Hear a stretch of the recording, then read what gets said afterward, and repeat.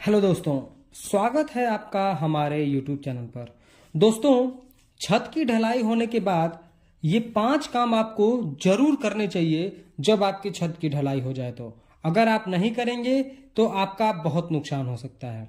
तो दोस्तों, जैसे मान लीजिए कि आज आपने स्लैब की कास्टिंग कर दी, तो अगले दिन सुबह आपको अपने साइट पर जाकर आपको क्या चेक करना है और क्या ऐसे 5 जरूरी काम हैं जो आपको हर हाल में करने चाहिए। अगर आप ये नहीं करेंगे तो आप लिख लीजिए कि आपका बहुत नुकसान होगा और आपका आगे चलकर छत में मजबूती भी बहुत कम हो सकती है।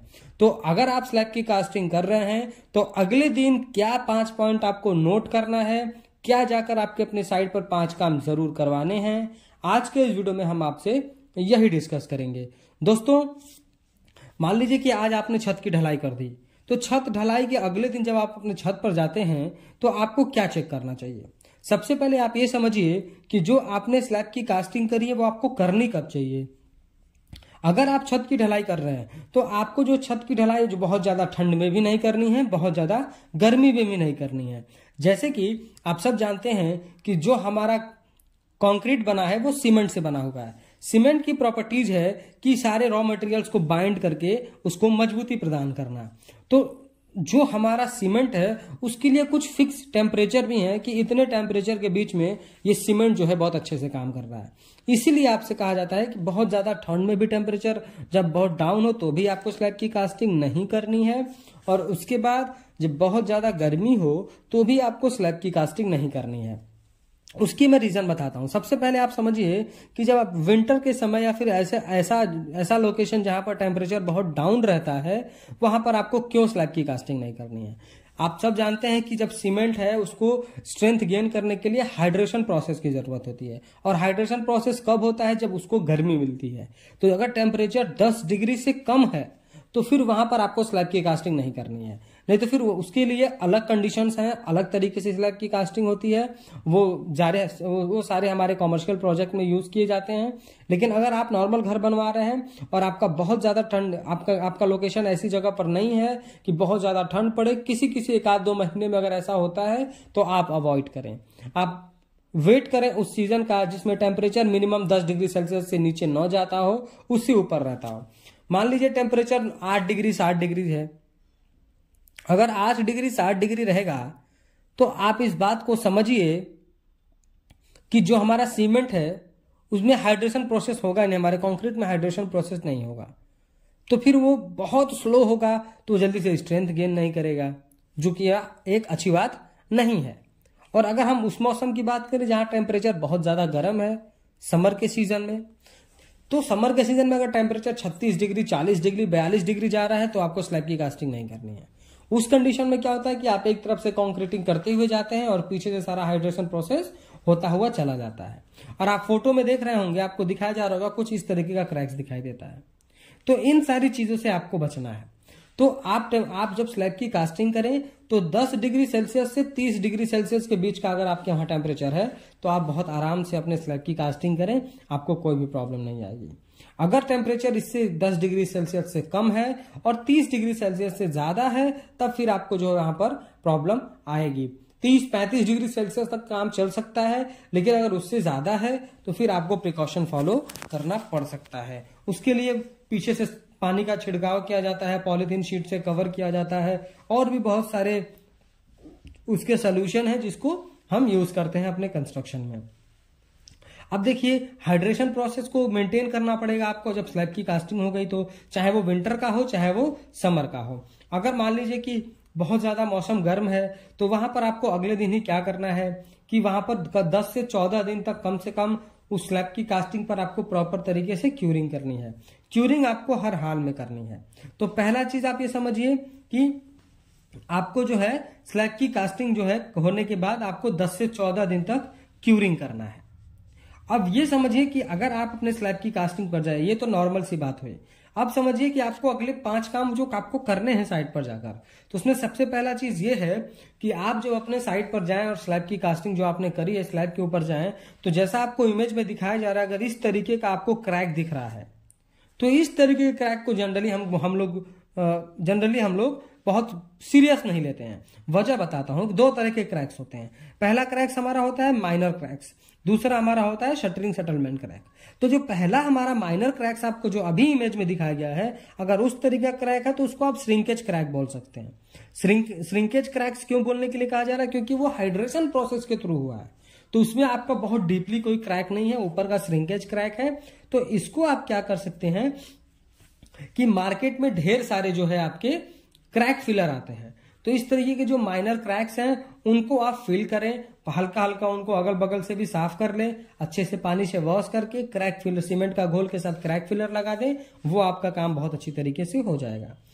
और एक होता है आपका शटरिंग सेटलमेंट क्रैक। इस तरीके के क्रैक्स डीपली क्रैक होते हैं और ये क्रैक्स बहुत ही डेंजर हो सकते हैं। इस क्रैक से आपको बचना है। ये क्रैक्स क्यों आते हैं कि मान लीजिए कि आप, जैसा कि मैंने आपको बताया कि शटरिंग सेटलमेंट क्रैक नाम से ही आपको मालूम चल रहा होगा कि जब हम स्लैब की कास्टिंग करते हैं तो छत के ऊपर हमारा मैन पावर होता है, मशीनें चलती हैं, वाइब्रेटर चलता है, हमारे कंक्रीट का भी डेड लोड होता है। तो जो हमने नीचे सपोर्ट लगाए होते हैं, जैसे जो हमने स्टेजिंग लगाई हुई है, वो हमारे स्टेजिंग थोड़ा सा सेटल होते हैं और जिसकी वजह से ये क्रैक्स आते हैं। तो ये इस तरह के क्रैक्स जो है आपके स्लैब की कास्टिंग को ज्यादा वीक करते हैं, उसके स्ट्रेंथ को बहुत कमजोर कर देते हैं।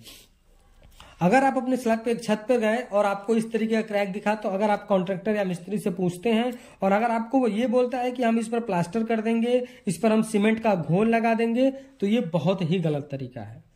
पहला चीज कि सीमेंट का घोल या प्लास्टर लगा देने से अगर आपको लगे कि वो क्रैक खत्म हो गया, तो नहीं, आपने सिर्फ क्रैक को छुपाया है। वो क्रैक्स तो अभी भी आपके कंस्ट्रक्शन, आपके स्ट्रक्चर में मौजूद है और वो आपको नुकसान पहुंचा रहा है। दूसरा, अगर आप सीमेंट का घोल या प्लास्टर कर देंगे तो आपकी क्यूरिंग आप स्लैब को नहीं दे पाएंगे, क्योंकि जब सीमेंट का घोल आप ऊपर लगा देते हैं तो वो एक तरीके का जो है वो आपका वाटरप्रूफ का काम करता है, और वाटरप्रूफिंग आप कर देंगे वो भी 1 ही 2 दिन के बाद, तो फिर आप स्लैब को क्यूरिंग कैसे करेंगे?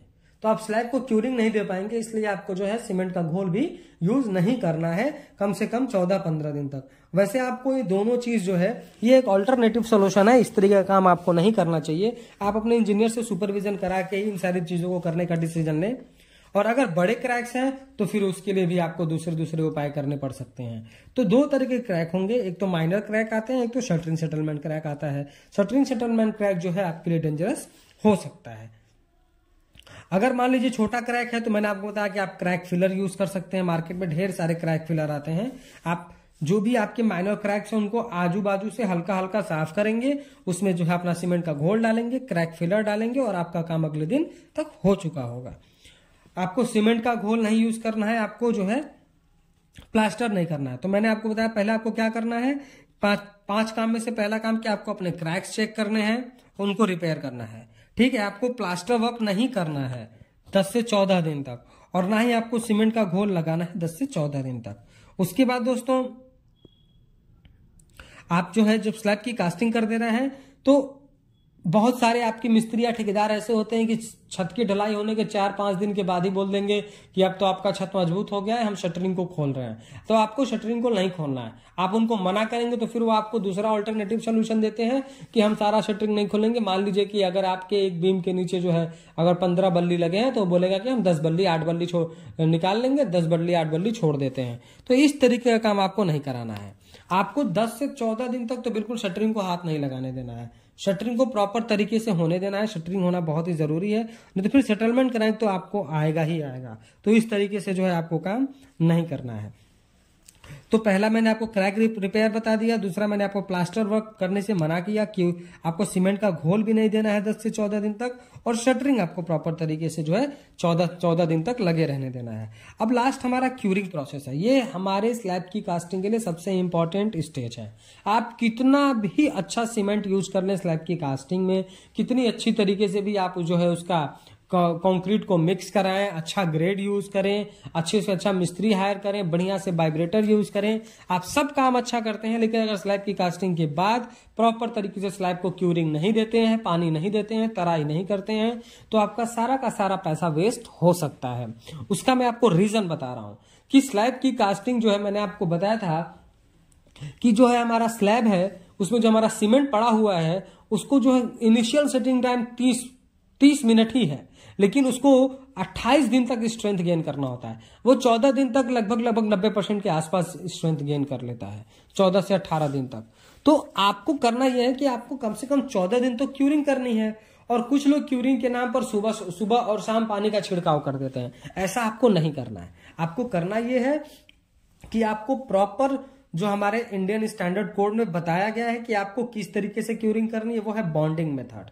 बॉन्डिंग मेथड ये है कि आपको 1:10 का मसाला बनाना है। 1 बैग सीमेंट का लेना है, 10 बैग सैंड का लेना है, आपको मोटार मसाला बनाना है और उसको आपको अपने स्लैब पर क्यारी बनानी है। आपको जैसा इमेज में दिखाया जा रहा है, आप प्रॉपर तरीके से क्यारी बनाएंगे और उस क्यारी बनाने का मतलब ये कि आप अपने स्लैब को छोटे छोटे हिस्सों में डिवाइड करते हैं और फिर आप उसमें पानी भर देंगे। वो जो आप मोटार बनाएंगे वो कम से कम 1.5 से 2 इंच तक बाउंड्री बनाएंगे, क्यारी बनाएंगे और उसमें पानी भर देंगे। हाँ, अगर आपके वहां विंटर का सीजन है तो ठीक है, अगर समर का सीजन है तो आपको जो है उसका आकर चेक करते रहना है कि अगर पानी आपका बहुत ज्यादा हीट हो चुका है फिर आप पानी को चेंज करके पानी के टेम्परेचर को भी मेंटेन करेंगे। ऐसा नहीं है कि आपने एक बार पानी भर दिया तो वो 14 दिन तक चलता रहेगा। आप हर 4 दिन 5 दिन पे पानी चेंज कर सकते हैं अगर उसका टेम्परेचर ज्यादा हो गया, पानी हीट हो रही है तो प्रॉपर तरीके से हाइड्रेशन प्रोसेस भी होगा, स्लैब को क्यूरिंग भी मिलेगी और उसमें कोई नुकसान भी आपको नहीं होगा।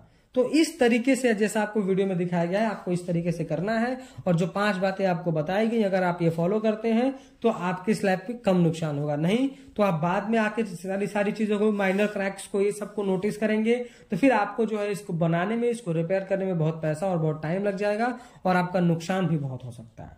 तो दोस्तों, अगर वीडियो पसंद आया हो तो प्लीज वीडियो को लाइक कर दें और अगर चैनल पर नए हैं, कंस्ट्रक्शन से रिलेटेड ऐसे ही इंफॉर्मेटिव वीडियोस इन फ्यूचर देखना चाहते हैं तो प्लीज चैनल को सब्सक्राइब करके बेल नोटिफिकेशन को ऑल